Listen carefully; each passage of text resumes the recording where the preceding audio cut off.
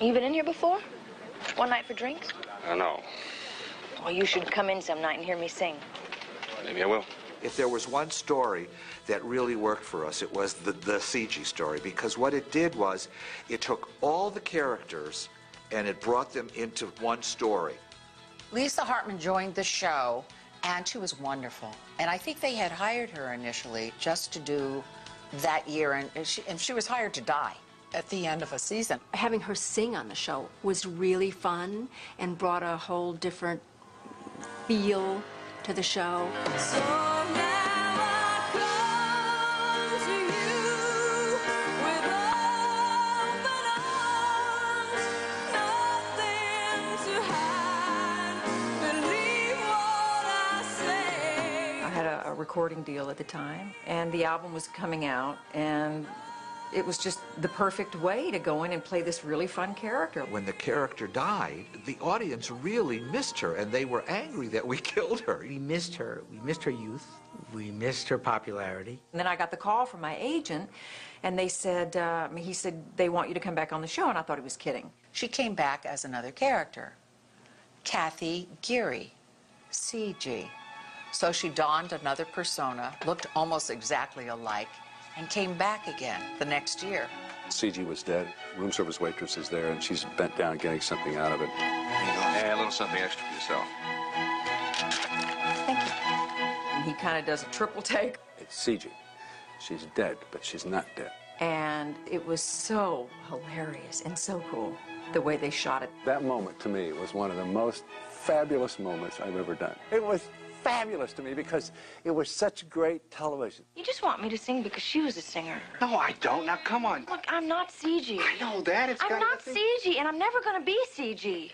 And I thought, well, this is either going to work or I'm going to be laughed out of the business.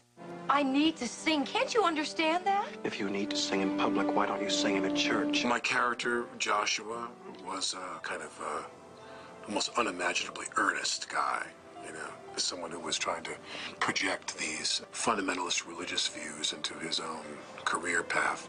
Every day and every night, the news blares out at us unthinkable tragedies. Once we begin to believe that the world is what the news tells us, it's easy to fall into despair.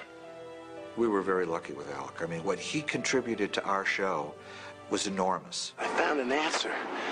A way out of the trouble that I've plunged us all into. If you just let me come home with you and explain. Not to my house, you won't. Well, maybe we can find someplace else. Mama, the only place that I will go with him is to a psychiatrist's office. Somewhere where you can get the help that I think you need. He was a guy who, once he got out into the real world, he got corrupted by it. They kind of played it like he was a little unglued in a way. Say goodbye to Kathy, Joshua. Goodbye, Kathy. You've been bad. And now you have to be punished. You know, and when power and influence and ego became the most important thing to him, he, you know, had no choice but to jump off the roof of the building. I am what you made me! Oh, stop it! Stop blaming others for your faults. I don't care anymore. I don't care that I was a bad mother. I only care that you have become a monster. And you trample on everybody. You devour everything you touch. Mama. No more, Mama. You're not my son. How could I have given birth to anyone as cold, as cruel, as... I remember I was really sad that I was off the show, not in, you know, in terms of career-wise or economics or whatever. I was sad because I really liked those people. Because Knots Landing was not the mega hit that Dallas was, we were always struggling. Dallas came in like thunder, and we crept in quietly. Our show was always the little engine that could. We would chug along, and we'd get, you know, good ratings, and nobody ever talked about us. It was always Dynasty in Dallas and Dynasty in Dallas.